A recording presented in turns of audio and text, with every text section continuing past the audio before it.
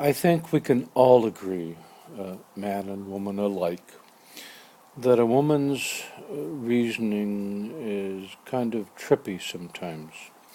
This poem is almost 30 years old. Almost 20 years ago, I was told by the woman for whom I made the poem, I was never allowed to air it. And I kept to that stricture for this while. So I guess I'm kind of breaking a taboo. Uh, the poem is called Nisqually Blue. The Nisqually River is a river that starts out from a glacial head on the northwest corner of Mount Rainier, makes its way down, sometimes furiously so, makes its way down to Puget Sound. So here's my poem, Nisqually Blue.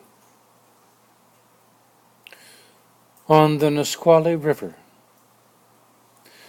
It's how it must have been for them, for those first earth-looped men, who would have quietly come treading beside this upstream river ride, coming close on the great elk herd, the strong-backed stag, or the steel-head shouldering in, and always so very sure of the natural order guiding them there.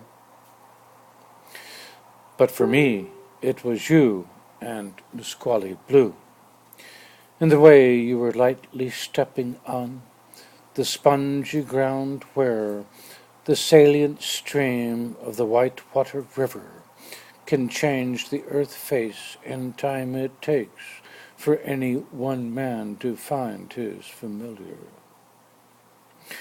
It's just how nature's sinuous lead danced to your reed that day. It's what I first felt in sudden breeze, raking up through headwater and turning in the whirl of your desire. The invisible threads, curling strands, broadening bands of your certain desire.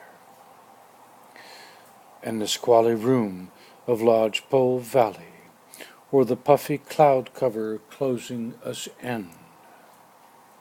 What keeps out the tug and pull that always must describe separate but equal friends?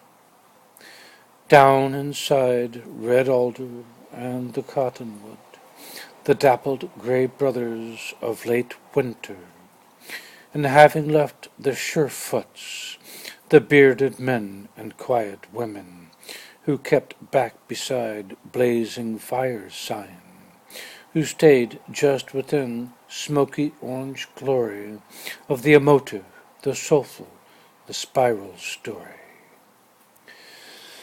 And not really thinking, unless the thought be you, just form and flesh of fingertip thinking, brushing me near to where you stood.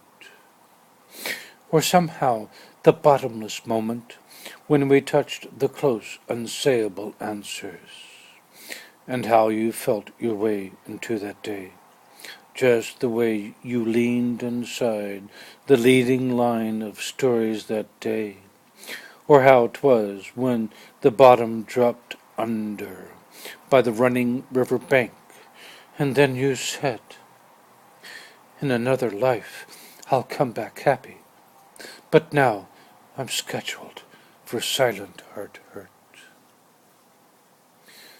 Then the Nisqually blind, when I lost sight and sense of you, losing your footsteps inside the gray light, and still looking for your lead, knowing you must be so very close.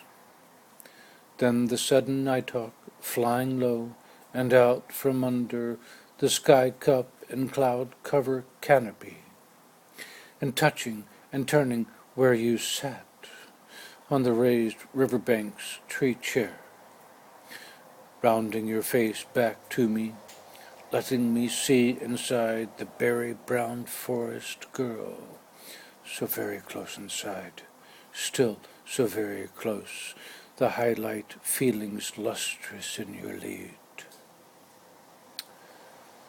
And I couldn't be that easy, or not until you showed the shouldering tree, the burnished bark, the furrowed marks, and the greening dream and nimbus risen around the lowly yew crown.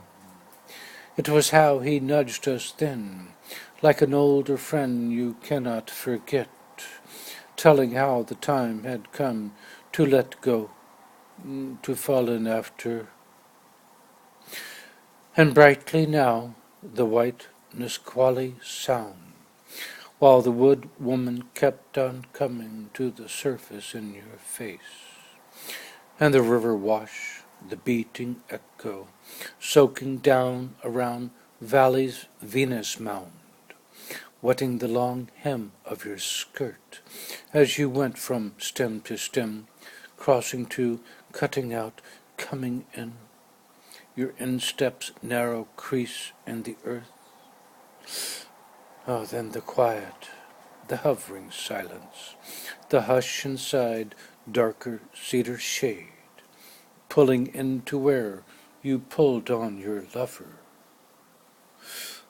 Only then the Nisqually moved, when we opened up on the doorway, giving in on the sibylline, the raised mother rock, the belly boulder beneath cedar bough bending, and gracious ground reeling through, to sweep inside white river spray, carrying us before the lore, the higher game, in famous secret, to feel our way back beside, thrown back behind, the earth woman's tidal quake.